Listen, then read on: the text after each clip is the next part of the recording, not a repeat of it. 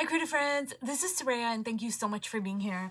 So today I'm going to do a video on a flip through of this particular art journal, but I just wanted to briefly talk about these other art journals here and illustrate the point that when I create a journal, I don't follow the same steps for every single journal. So what I mean by that is like some artists, they follow these particular steps for every single art journal. So maybe they paint every page in sequence, or maybe they, approach it a certain way. Like everybody is completely different, and that is as it should be because everybody has a different creative process.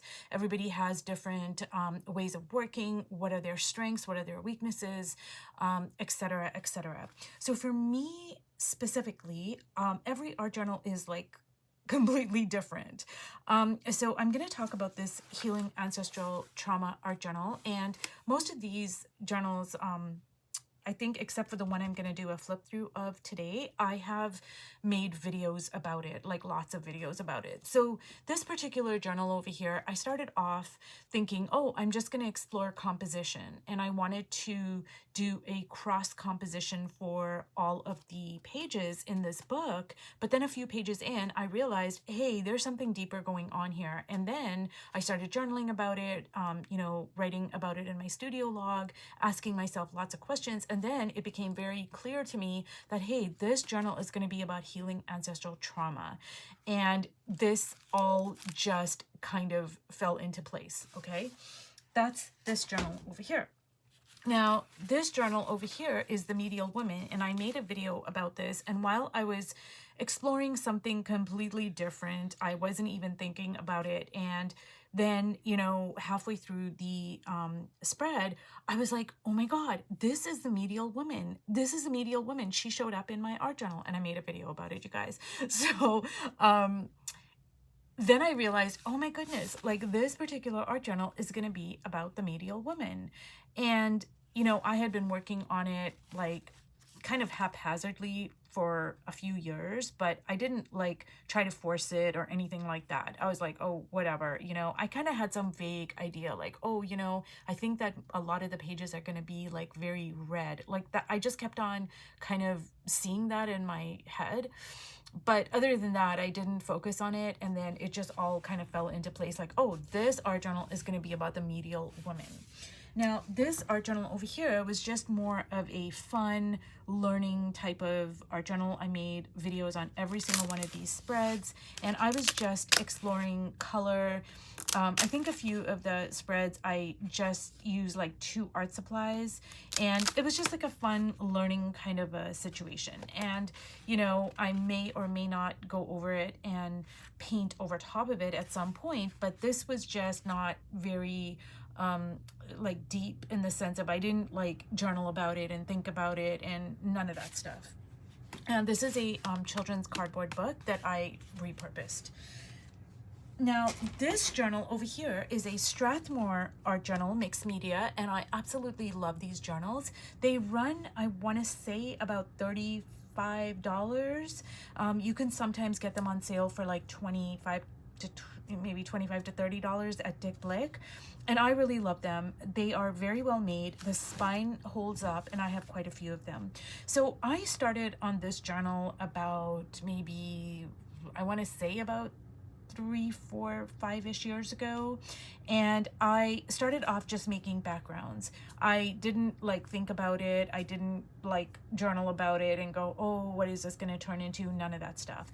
I started off just by making backgrounds. Now, you may be able to see I did kind of try to paint. I did paint a lady's face, and then I covered it up with collage. I don't know if the camera can pick up on that. Now, eventually I will paint a face over top of this, but I just started off making backgrounds and, exploring colors, and just sometimes I want to come into my studio and not think about, oh, what is this going to turn out to be? I just want it to be a very beginner's mind. I'm in the present moment. I'm enjoying color, line, etc.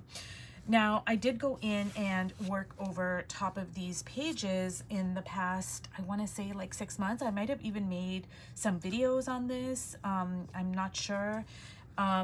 Yeah, so I don't know if I'm going to keep it like this. Probably not, because once I start kind of really journaling about it, talking to my pages, using my studio log, I am going to get a theme about what I want this art journal to be about. And then I might come in and just cover the whole thing up, or I might modify it, or, you know, I might just work over top of it and kind of mold it to whatever my art journal is about. I'm not sure, but I just wanted to do a flip through and just kind of like, just kind of illustrate like part of my creative process, but also that we don't have to have everything figured out. Like I said, you know, some people, they start on an art journal and then they work on the whole art journal until it's complete. And there's nothing wrong with that. Like, everybody is different. And they might look at my process and be like, oh my God, that's like so haphazard. Like, you just have like 20 art journals going at any given time, and some of them just sit there for like, you know, 5 years, 6 years, 7 years, whatever. Like, that might just be so kind of disorganized to them, and that's okay, because that's not their process. And then, you know, other people might just, everybody approaches things differently, is my point. So like I said, you know, I did start working on some of these pages, but I don't know if it's gonna stay like this. I don't know, like, because I don't know what the journal is going to be about. I have no idea. And, you know, anything can inspire me. Like, it could be a poem, it could be a line in a book, it could be whatever. But the thing is that I just keep myself open to the process. And I think me journaling about it, like using my studio log, and just kind of really getting into the nuts and bolts, like, you know, it helps me. But by the same token, sometimes things just happen, like with my medial woman. Like, I was just making a video about something and she just showed up. And I mean, I remember it quite clearly. It was probably a couple of months ago, and I almost started crying because I was like, oh my God, like the medial woman showed up. And it was very emotional for me. But, you know, I don't know. I don't know what this particular journal is going to be about. Yeah, you guys, so this is like therapy for me, to just come in here and make backgrounds, put on my audiobooks, Dr. Clarissa Pinkola SDs, and, you know, shut out the world and just like not even be concerned. I want to do things that make me happy. Like all these circles here, like, yeah, a lot of them are going to get covered up probably, but you know what? It made me happy to do it. I love making circles, circle, circle, circle, circle, circle. It makes me so happy, you guys. It's therapy, okay? I don't know. It's just, you know, it's just like sometimes I want to do what just lights me up, you know? And I don't want to think about, oh, well, what is this going to be? What is this journal going to be about? I just don't want to think about that. And I don't even want to think about color palettes. And I don't want to think about, oh, does this match? And does this make sense? I don't want to do any of that. So any way that you work, you guys, is totally fine. There's no right or wrong. And obviously, you know, you can even change. Like, the way you work today might be different than the way you work a year from now. So yeah, you know, just be open to whatever way your art wants to make its way into the world. That's kind of the way I look at it. Sometimes I'm very focused and I'm like, oh my God, like my healing ancestral trauma. I've worked way, like all night in that journal. I've just stayed up all night. I've just been like obsessive about it. But then like this particular journal, I don't know, it's probably from, you know, 5-6 years ago. I'm like, okay, it'll just come together when it comes together, you know?